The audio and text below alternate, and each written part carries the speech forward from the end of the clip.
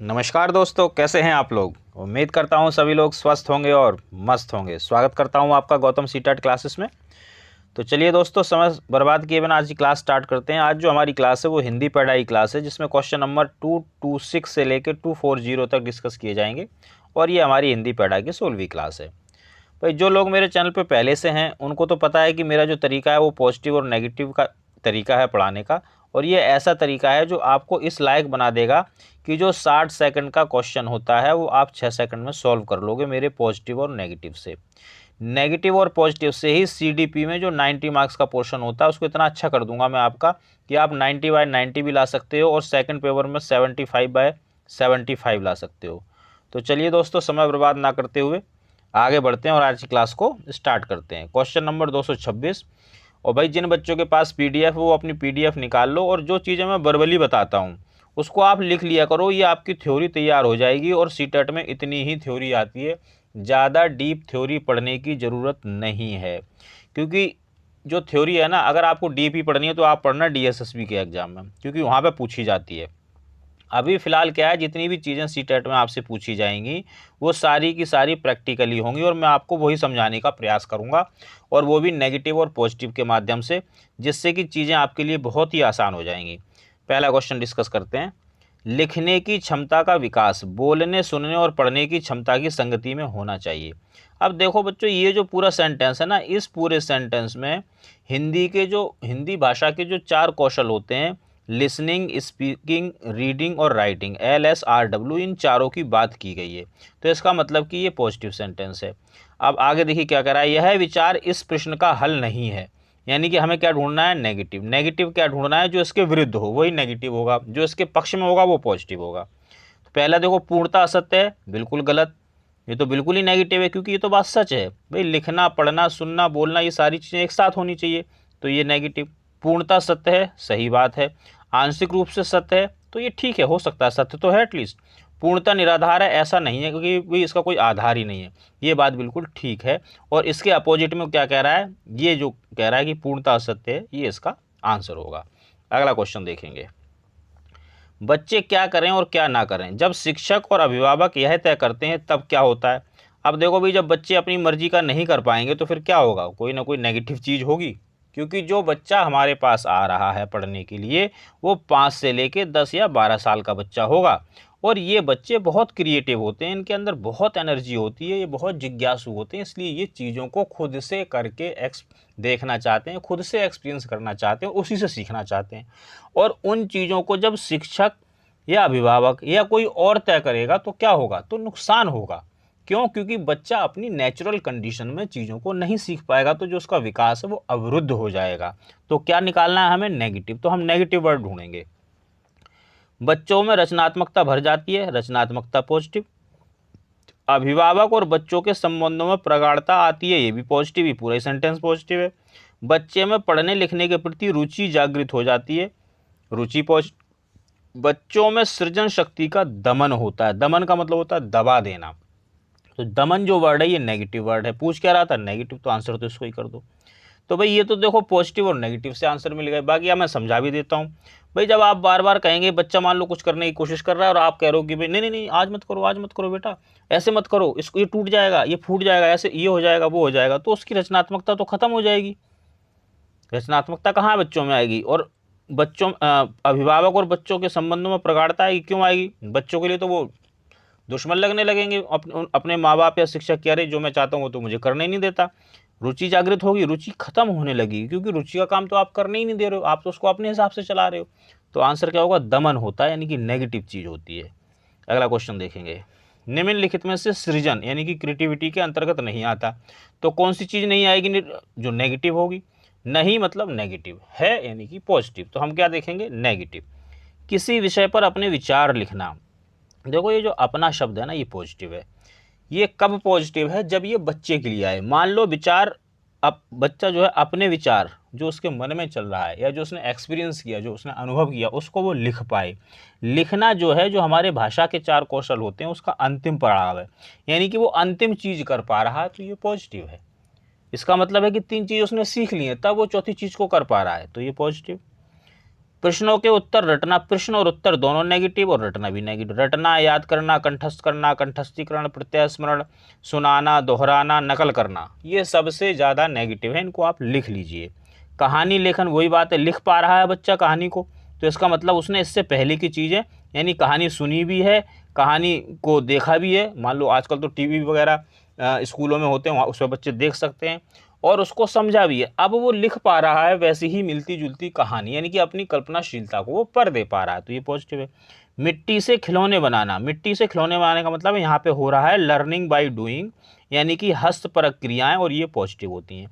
पूछ रहा है भाई नेगेटिव, तो अब देखो जो ये मैं गोला बनाता हूँ ये पॉजिटिव का है, पॉजिटिव है, पॉजिटिव है। और ये जो रटना और प्रश्नों के उत्तर ये नेगेटिव है, इसलिए इसी को आंसर कर दो। और देखो बच्चों जब आप नेगेटिव और पॉजिटिव के अभ्यस्त हो जाओगे तो कितनी जल्दी आंसर मिलता है, positive positive positive negative answer, लगे ना 6 सेकंड। अगला क्वेश्चन देखेंगे, बच्चों की सशक्त लेखन क्षमता का परिचायक, यानी कि जो बच्चे की लेखन क्षमता है वो हमें कैसे पता चलेगा कि बहुत अच्छी हो गई है, तो भाई कोई पॉजिटिव काम होगा तभी तो पता चलेगा। तो देख लो कितना आसान है, सुंदर लिखावट या सुलेख नेगेटिव, अलंकार नेगेटिव, सशक्त वाक्य विन्यास, अगर अकेला वाक्य आ रहा है या व्याकरण के अंदर जो चीज़ें हम पढ़ते हैं जैसे संज्ञा पढ़ते हैं, सर्वनाम पढ़ते हैं, व्याकरण और क्रिया पढ़ेंगे, विशेषण पढ़ेंगे, विशेष्य पढ़ेंगे और ये वाक्य विन्यास भी पढ़ेंगे, यानी कि व्याकरण के अंतर्गत जो टॉपिक्स हम पढ़ते हैं अगर वो अकेला आ रहा है तो वो नेगेटिव होगा। मौलिक विचार पॉजिटिव। अब देखिए negative negative negative positive answer, कितने सेकंड लगे, 5 सेकंड, बाकी मैं समझा देता हूँ। सुंदर लिखावट या सुंदर लेख या सुलेख, सुलेख में बच्चा क्या करता है, नकल मारता है, सामने कुछ लिखा हुआ उसको नकल करके उसने कॉपी करके लिख दिया, तो क्या सीखा, कुछ नहीं सीखा।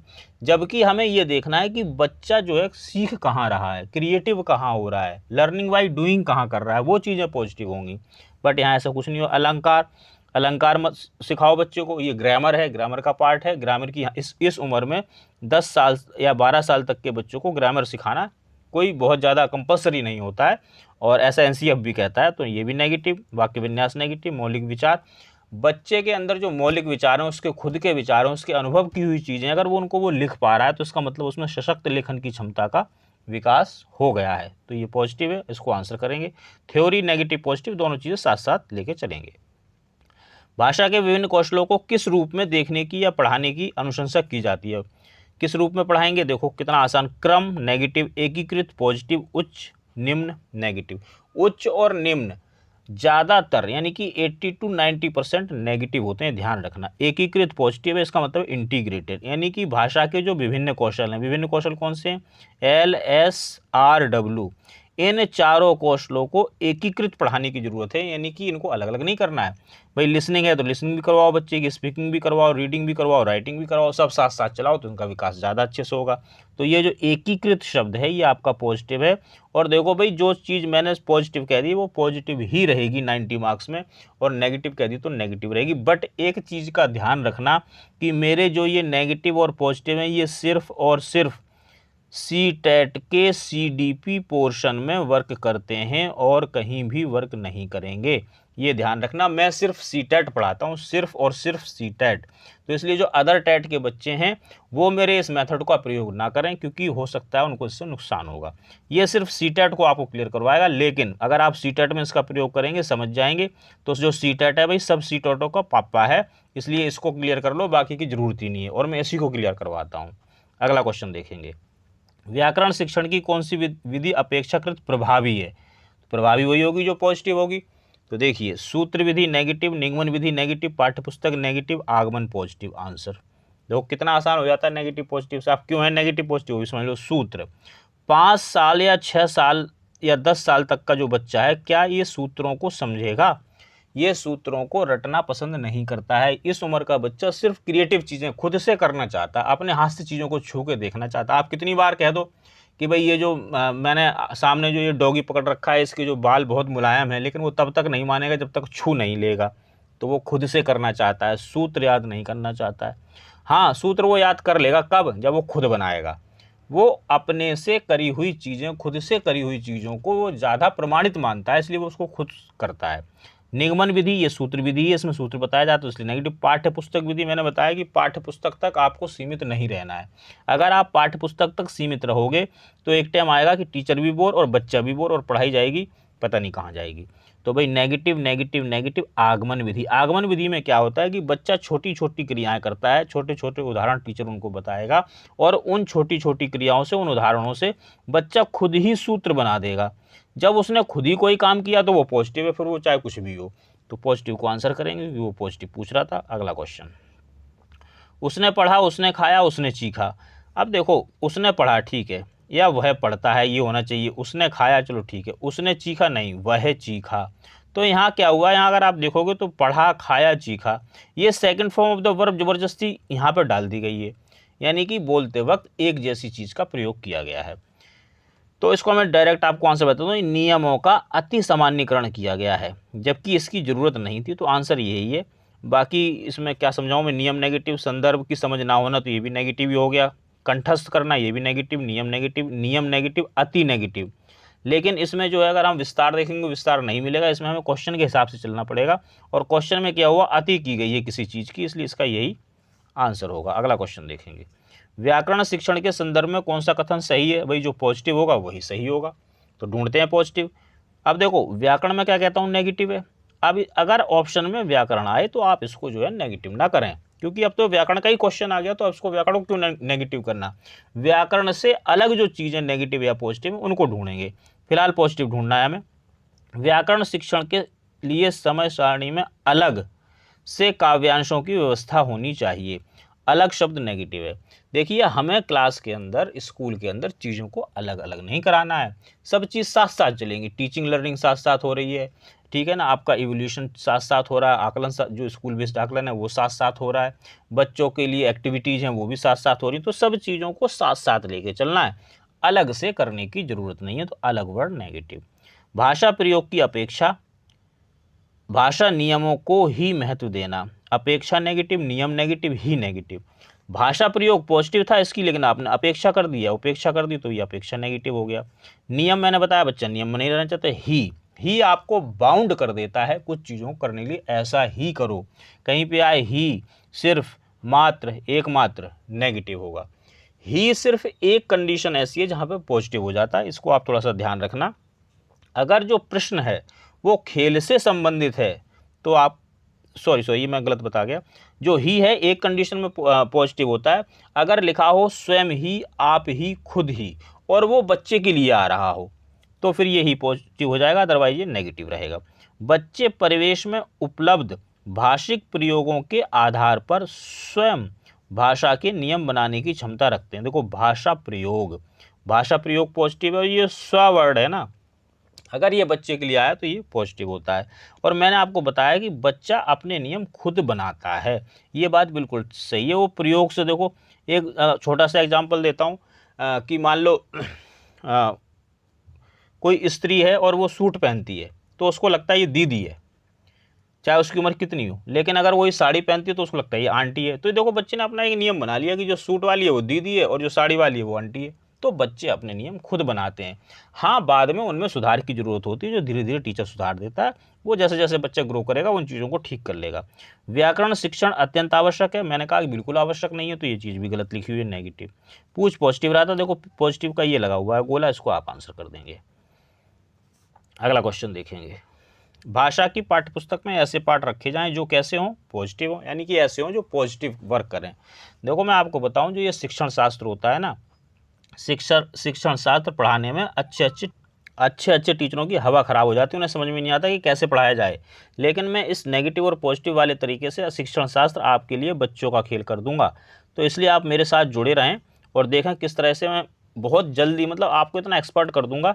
और देखो एक्सपर्ट कैसे होगा इसका भी तरीका बता देता हूँ। मेरे पास जो PDF है ना, उसमें 3000 क्वेश्चन हैं लगभग, और इनमें सिर्फ नेगेटिव और पॉजिटिव की आपको प्रैक्टिस करनी है। अगर आप एक ही चीज़ की 3000 बार प्रैक्टिस करोगे तो क्या उसमें एक्सपर्ट नहीं हो पाओगे। और अगर आप एक बार एक्सपर्ट हो गए तो नेगेटिव पॉजिटिव से 90 नंबर तो आपके पक्के हो ही गए।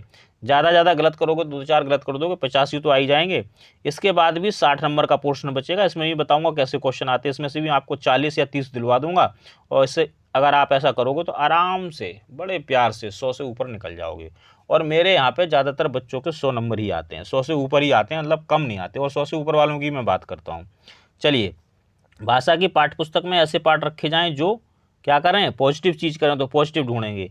केवल व्याकरणिक नियमों का ही अभ्यास कराते हों, तो भाई केवल नेगेटिव, व्याकरण नेगेटिव, नियम नेगेटिव, ही नेगेटिव, अभ्यास नेगेटिव।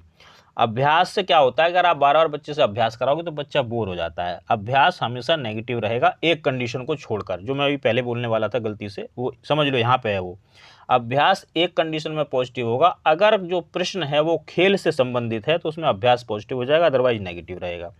अत्यंत छोटे हों, भाई ज़रूरत से ज़्यादा या मतलब ज़रूरत से छोटा या ज़रूरत से बड़ा, यानी कि जहाँ अति हो रही हो वो नेगेटिव होता है, तो ये पूरा ही नेगेटिव है। सरल व भाषा से युक्त हों, तो इसको हम थोड़ा होल्ड कर सकते हैं कि भाई ज़्यादा मुश्किल चीज़ें तो बच्चे के लिए नहीं होनी चाहिए। बच्चों के परिवेश से जुड़े हों, तो कैसे पाठ होने चाहिए पाठ्य पुस्तक में, जो बच्चे के परिवेश से जुड़े हुए हैं। बच्चा जहाँ रहता है वहाँ पे वो क्या चीज़ देख रहा है, क्या चीज़ सीख रहा है, कौन सी भाषा बोल रहा है, वो सारी चीज़ें अगर बच्चों को स्कूल में मिलेंगी, किताब में मिलेंगी, तो उनसे वो ज़्यादा कंफर्टेबल फील करेगा, फैमिलियर फील करेगा, और यहाँ पे बच्चा ज़्यादा सीखेगा। इसलिए यही पॉजिटिव है। पॉजिटिव वही चीज़ें हैं जिसमें बच्चा कंफर्टेबल फील कर रहा है। आपको सीटेट में सीडी और पैडा जो है ना, सारी की सारी बच्चे के हिसाब से करनी है। भाषा कक्षा में मौजूद बहुभाषिकता क्या करेगी, भाई बहुभाषिकता पॉजिटिव वर्ड है तो ये पॉजिटिव वर्क ही करेगी, तो ढूंढ लो पॉजिटिव। बच्चों को लक्ष्य भाषा सीखने के लिए हतोत्साहित करती है, हतोत्साहित नेगेटिव। शिक्षक के लिए एक जटिल और कठोर चुनौती है। कोई भी ऐसा सेंटेंस जिसमें टीचर की सुविधा या दुविधा की बात की गई हो वो नेगेटिव होता है। हमें बच्चे के हिसाब से सोचना है, टीचर के हिसाब से नहीं सोचना कि भी टीचर को इससे परेशानी हो रही है, टीचर को इससे आराम हो रहा है, नहीं, नेगेटिव। टीचर के बारे में हमें कब सोचना है, जब क्वेश्चन ही टीचर का आ जाए तब सोचना, अदरवाइज अगर सुविधा और दुविधा की बात हुई है तो नेगेटिव। भाषा शिक्षण में बाधक है, बाधा या बाधक नेगेटिव वर्ड है। भाषा शिक्षण में एक संसाधन के रूप में प्रयुक्त हो सकती है। देखिए, संसाधन के रूप में अब देख लो, समझ लो कैसे संसाधन, बहुभाषिक संसाधन के रूप में कैसे प्रयोग होगी। बहुभाषिकता का मतलब है कि अगर आप क्लास में मान लो 30 बच्चे हैं, तो आप ये मान के चलो कोई बच्चा यूपी का है, कोई बिहार का है, कोई पंजाब का, कोई राजस्थान का, कोई यहाँ का, कोई वहाँ का। अब वो अपने साथ अपने अनुभव लेके आता है, अपनी भाषा को भी लेके आएगा, अपनी मातृभाषा लेके आएगा, अपनी क्षेत्रीय भाषा लेके आएगा। तो फिर क्या होगा, ये जो होती है इसको हम बोलते हैं बहुभाषिकता। तो इसको हम संसाधन के रूप में कैसे प्रयोग कर सकते हैं कि हो सकता है यूपी वाला जो बच्चा है वो पंजाब की भाषा सीख जाए, पंजाब वाला बच्चा बिहार की भाषा सीख जाए, बिहार वाला बच्चा यूपी की भाषा सीख जाए, टीचर भी हो सकता है बच्चों की भाषा सीख जाए। तो ये संसाधन के रूप में हम इसको प्रयोग करेंगे, ये पॉजिटिव है। और नेगेटिव पॉजिटिव से बहुत जल्दी आंसर मिलते हैं, देख लो, negative negative negative positive answer, 6 second लगते हैं इसमें बस। द्वितीय भाषा के रूप में हिंदी सीखने का मुख्य उद्देश्य पॉजिटिव होना चाहिए भाई, नेगेटिव उद्देश्य के लिए तो हम वर्क करेंगे ही नहीं, तो पॉजिटिव ढूंढेंगे। मानक हिंदी लिखने में निपुणता प्राप्त करना, मानक नेगेटिव। हमें छोटे बच्चे को 5 से लेके 10-12 साल का जो बच्चा है, इसको हमें मानक चीज़ें, स्टैंडर्डाइज चीज़ नहीं करवानी है, हमें बच्चे को लचीलापन देना है। बच्चे को ऐसे मौके दो कि वो बोले, उसमें कुछ सृजनात्मकता आए, कुछ में उसमें मौलिकता आए, कुछ वो खुद से सीखे, उसमें जिज्ञासा रहे। और इसके लिए मानक चीज़ें अगर आप करवाने लगोगे, बच्चा लेके अरे तूने तो गलत कर दिया, तेरी तो वर्तनी अशुद्ध है, तेरा तो लेख बहुत ख़राब है, तू तो टेढ़ा लिखता है, तू तो मेढ़ा लिखता है, तो फिर आप मान लीजिए कि एक टाइम ऐसा आएगा कि बच्चा आपसे कटने लगेगा, बचने लगेगा। तो जहाँ आप उसको मानक सिखाना चाह रहे थे वहाँ पर वो मानक का माँ भी नहीं सीख पाएगा। तो इसलिए मानक चीज़ का प्रयोग नहीं करना है, नेगेटिव। हिंदी और अपनी मातृभाषा के अंतर को कंठस्थ करना, याद करना, स्मरण करना, प्रत्यास्मरण, सुनाना, दोहराना, नकल करना, सब नेगेटिव। हिंदी के व्याकरण पर अधिकार प्राप्त करना, व्याकरण एक तो नेगेटिव और उस पर आप अधिकार प्राप्त करवा रहे हो, यानी कि उसको निपुण बना रहे हो, यानी कि उसको एक्सपर्ट बना रहे हो। तो क्या 5 से लेके 10-12 साल तक का बच्चा किसी चीज़ में निपुण हो सकता है? नहीं हो सकता, और आप कोशिश भी मत करो, नेगेटिव।